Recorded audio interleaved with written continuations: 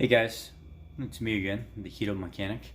I'm going to be going over somebody's lab results, and I want this to be a two-part setup. The first part, I'm going to go all over cholesterol numbers, LDL, HDL, triglycerides, total cholesterol, very low density lipoprotein. I'm going to tell you guys in my words what this is, whether or not you should be worried about certain things. I'm not going to dig into too much to tell you that you should or shouldn't be worried about, because I do have to put a disclaimer out. I'm not a doctor. I'm not a nutritionist. I'm not a medical professional by any means. But what I am is I am a knowledgeable person. I have several Facebook groups where I get to interact with people that do keto daily. I am involved with some of our professionals from time to time, asking questions, contributing to comments, kind of going back and forth. This is some of that networking that I talk about that we should be doing with each other, just to become more knowledgeable and learn a little bit more about what's going on in our health journeys and things like that. I just simply happen to have OCD when it comes to that, and I just want to help people in the process of my journey, sharing with them and learning more about their journey. So let's go over these numbers right now. And again, I'm not a doctor. I'm not a nutritionist. I'm just a person that tries to be as knowledgeable as I possibly can. Even though I have daily stresses and things going on in my life just like you do, I still make time for reading and studying and networking and just choosing to be involved with people in general. So let's touch base on these numbers real quick, and I'll give you my thoughts on it, and we'll cover some things like remnant cholesterol. We'll look at total cholesterol numbers, how we come up with those numbers, and whether or not your triglyceride to HDL ratios are kosher. So let's get into this. What I'd like to do is I'd like to talk to you first about what remnant cholesterol is. It's basically an overall view of what's going on inside your body lipid-wise. A lot of people focus on LDL cholesterol, low density lipoprotein, and this is a term that we use that we don't quite understand anyway. Low density lipoprotein. This is the driver for cholesterol. We call LDL cholesterol when it's not cholesterol to begin with. It is a protein that is a carrier of cholesterol. Cholesterol has many purposes, but one primary purpose that cholesterol has is that it is a masking for inflammation inside the arteries. So LDL is going to come along, bring cholesterol to the inflammatory spot, and basically paste it over it. An analogy I like to use is, you got a hole in your drywall. You grab some of that putty out of the bucket, the LDL, and then you smear it on that hole and you cover it up. Well, when you smear that on that hole, the attractant to it is that mesh that you put over. And then you smear the putty on, right? So the putty is the binder for the mesh, and then you scrape the excess away. That's your HDL, your high density lipoprotein that's coming behind it and removing any excess. So the putty grabs the LDL, the mesh is the product, the binding product, the cholesterol. You scrape it over the hole, and then as you're scraping it over the hole, something comes along and wipes it off. That's the back edge of your spatula. You paste it in there, and then you scrape the excess off.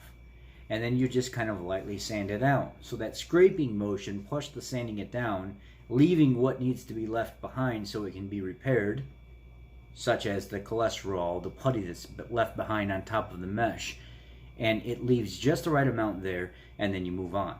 Once you start introducing tons of glucose and stuff into the system, that putty becomes thicker and thicker and thicker, and then you're just pasting and pasting and pasting, and this excessive amount of sugar causes this buildup that's really, really, really difficult to sand off, and you're going to stand there all day trying to sand it off but HDL is going to keep trying to come along and scrape off any. Well, eventually you get to a point where you're just like, man, I'm so tired I can't stand anymore. My body just doesn't want to remove that cholesterol plaquing anymore, and LDL is just coming along and it's detecting this inflammatory action, and it just keeps pasting, and HDL is coming along trying to remove it, and eventually you get plugged arteries. And this is typically a response to an inflammatory action that comes from excessive amounts of energy in the body, such as glucose, refined sugars, excessive amounts of fructose, things of this nature. Highly processed foods can cause these things. So when we look at it from a standpoint, from a practical standpoint that we can actually see, it becomes more apparent what this is. Now, when we want to look at the overall condition, I can't just look at that and say, oh my God, there's a problem here. Well, what is the problem? Let's look at the overall condition and what's going on. A remnant cholesterol score is a better indication of this all-cause mortality, the effect that it would have and stuff on you and your lipid panels if you do this correctly. And basically, remnant cholesterol is your total cholesterol minus your LDL and your HDL. The numbers that you go off of is 17 and less is optimal. That's the overall left number that's left over. 18 to 23 is normal. 24 to 29 is, okay, we need to start looking into this because there might be a problem here. And then 30 plus is like, okay, we definitely got an issue here. Let's try to figure out what's going on. Let's look at your food. Let's keep track of your blood sugar and stuff, and let's move forward from there to see exactly what's causing this issue. Is there something else going on that doesn't have anything to do with dietary issues? Is it a hormone imbalance? There could be a number of things that are causing this, not just the foods that you eat. So in this instance, I'm going to share with you her numbers. I'm going to post a little screenshot here so you can see what I'm working with, and then we'll go ahead and do the math on this.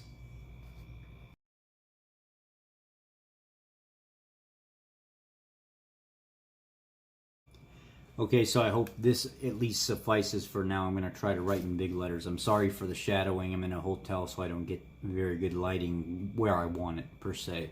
So we know Melanie's overall cholesterol score was total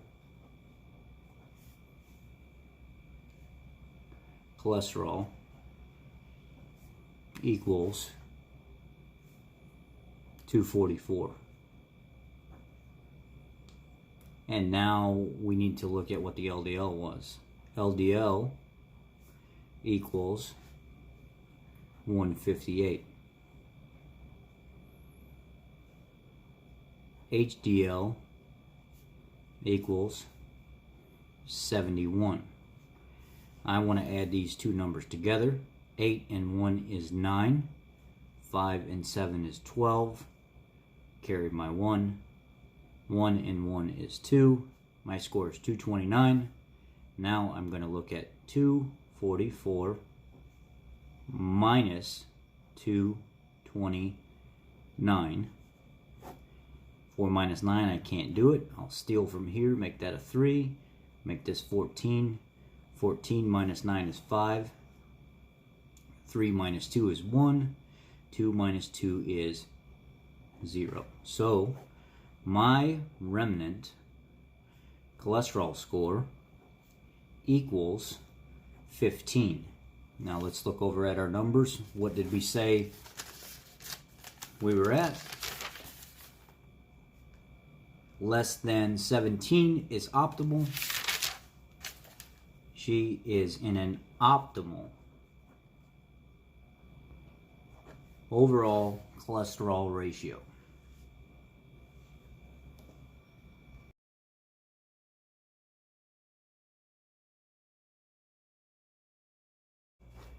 Now we take a look at triglyceride to HDL ratio. So basically you take your triglycerides and you divide them by your HDL.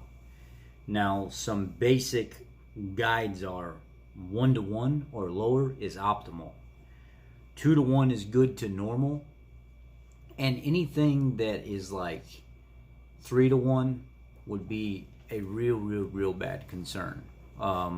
In all cases, that doesn't necessarily mean that, but the majority of time when your HDL to triglyceride ratios are off when they're up to that 3-to-1 ratio, we're probably going to have a problem, and it needs to be corrected. Now, there's a doctor that I found an article on. It was pretty interesting. His name is Dr. Richard Maurer.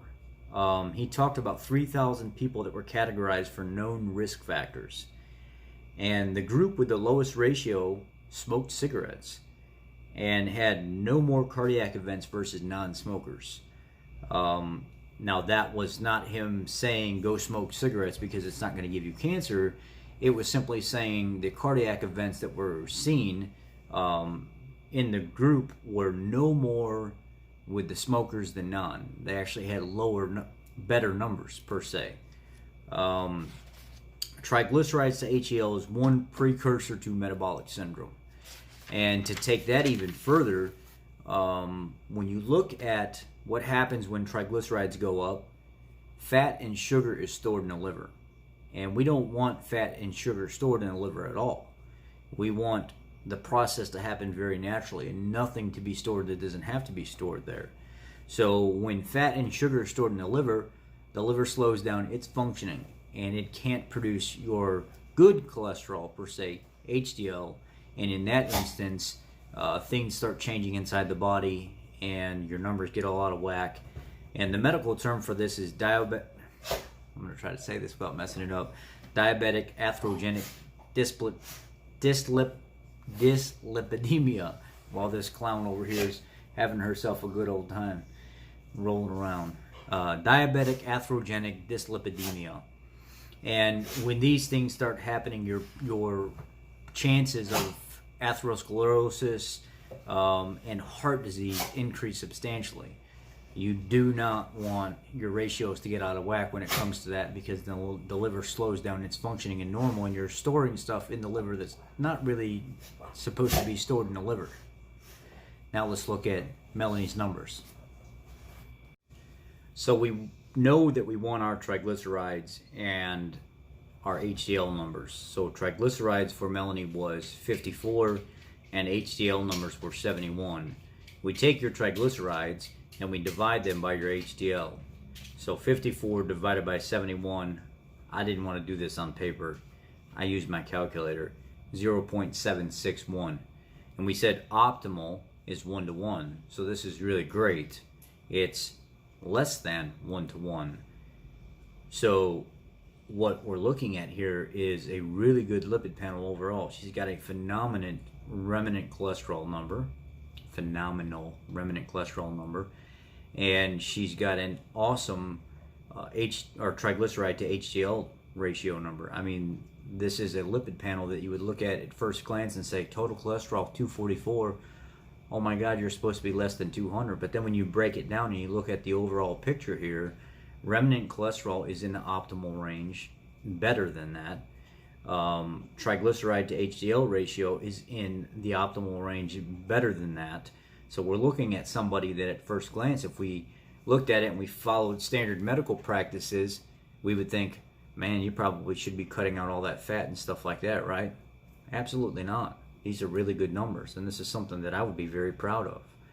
My numbers are very similar to this, and I'm not worried at all. I'm still overweight, but internally super healthy. So this is why we have to start really putting emphasis on doing our homework, not necessarily going by what standard medical practices are because the doctor says so. Look at the science. The science is here, and I just encourage you to look at your own journey. This video is the cholesterol numbers. The next video will be the other markers. It's going to take me a little time to put some stuff down and think about how I want to approach it, but there will be a part 2 to this. Thanks, guys. If you found any good quality information in this video at all, and you're not subscribed to my channel, or you think you could probably share this with somebody who could gain some information from my channel, I would appreciate if you would click that subscribe button, hit that little bell notification, and if you're already subscribed to the channel and you made it all the way to the end, I appreciate you. Thank you very much. God bless.